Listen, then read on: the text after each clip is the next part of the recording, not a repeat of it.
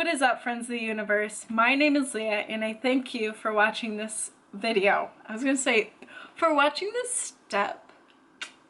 Anyway, so today we're going to talk about my top 10-ish things that I suggest or highly suggest you guys bring to Yellowstone if you're going to work there for a summer season. If you hear a dog barking, that's my family's dog. Sorry if that's annoying. I can't control his vocal cords. So anyway, so before I get into kind of the top 10 things, I did want to mention a couple of things. The first thing is this kind of required documentation. You actually need to be able to actually start your job. US passport, or it's going to be a birth certificate, driver's license or a state ID, and then proof of citizenship, which is like a social security card or birth certificate. They need to be in the original copies. They cannot be photocopied at all. And then the second thing for like the required, it's not documentation, but it's a letter of recommendation. You can email this prior to your check-in, but you need to have it with you if you don't if you haven't emailed it. So it's just a letter of recommendation from someone who isn't a relative. So I will leave all that information that I found. It was on one of Xanterra's pages for like check-in process or anything like that. So I'll leave that link to the webpage down below so you guys can check that out. So the next thing that I want you guys to kind of keep in mind is actually how much stuff you can bring. Excuse me. So that depends on the type of transportation you are going to take. So are you going to take an airplane? Are you going to take a Greyhound bus, your own vehicle? You just need to figure out how much you can take. So then from there, it'll be a lot easier to kind of figure out what is most important to take. So after you figure out how much you can take, then I want you guys to make a list of what you use on a day-to-day basis for maybe like a couple days to a week. So making that list would actually kind of pinpoint the most important things for you that you would most likely use. All right, so now that I got all of that out, spewed it out to the world, we are going to begin with the top 10 things that I recommend you guys actually take. So the first thing is going to be required work clothing and accessories, if you will, and then work shoes as well. For me, my job, I actually need to get black non-slip shoes because I will be working in a kitchen. For other people, it's going to be entirely different. They will tell you what you need to bring prior to your check-in date. So the second thing that you should think about bringing is winter clothing and shoes. So for those who don't know the different types of seasons in kind of a summer season, at the beginning of the summer season, probably from April to probably mid to late May, it will be really cold. All right, the third thing is going to be on the opposite of winter. It's going to be summer clothing and shoes. That's going to be the majority of the weather for your summer season is going to be summer weather. So bringing clothes that you would feel comfortable in like a hot, humid environment is things that you should bring. So the fourth thing that I recommend is bear spray. Now that's probably going to be one of the first things that a person who has worked in the park before will say is to bring bear spray. Now for those who don't know what bear spray is, it looks like this. So it's just kind of a safety precaution. It's like the #1 safety precaution that you can ever have. Along with that, now this you don't have to get, but it comes in handy, is a bear canister holder. Sometimes when you are getting a bear spray, it does come with the holder. I really recommend getting ones with a holder. I'm going to link some down below that I have looked at on Amazon that I really think are useful. I will link a variety of prices. Now, if you don't get bear spray prior to check-in, they do have some in the park.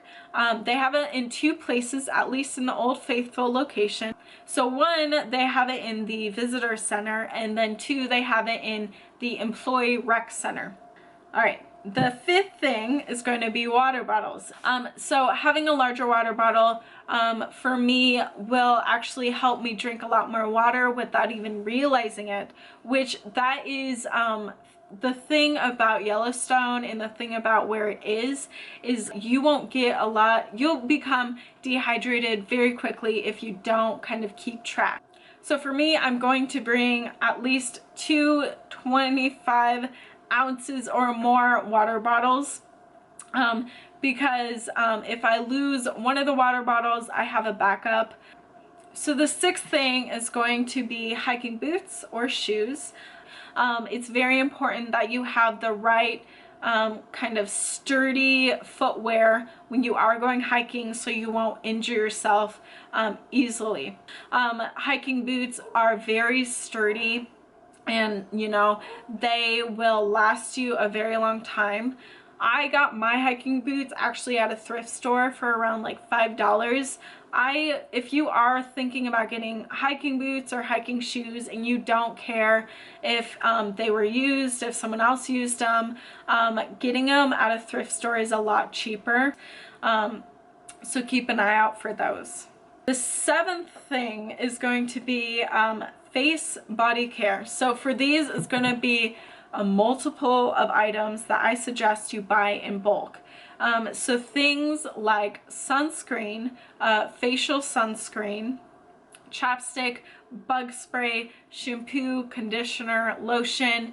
So buying them in bulk will actually save you a bit of like time and process of getting the items if you just buy them one after the other.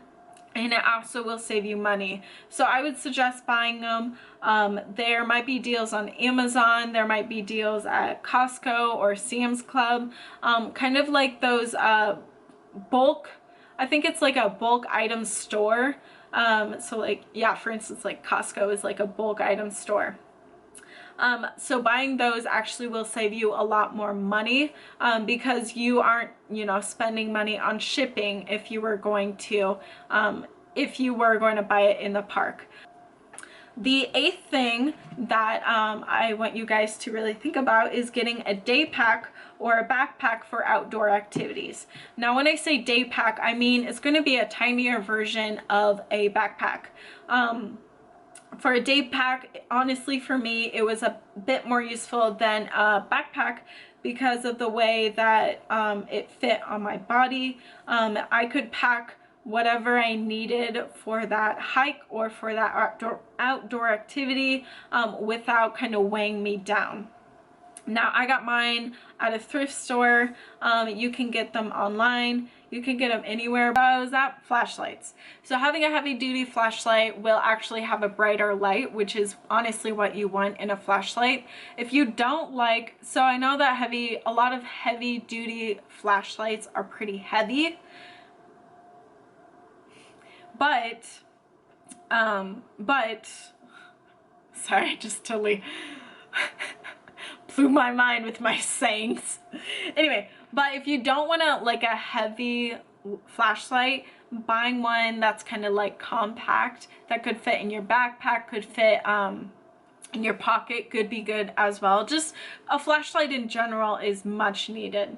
And the last thing that I suggest you guys bring, and I would suggest bringing sheets, comforter, a blanket, and pillows. For the blanket or comforter, bringing something that's honestly like heavy weight, or bringing a couple so at night when it gets really freezing, you would be warm.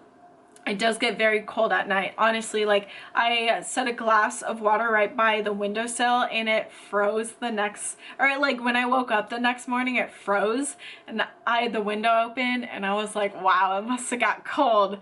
Anyway, so having a heavy weighted blanket has saved me so much from freezing my ass off at night. yeah, so that's all the things that I really think are the top 10 things to bring to Yellowstone or keep in mind. I will have in the description box kind of links for a couple of those items that you could buy on Amazon if you are having a hard time finding that certain item.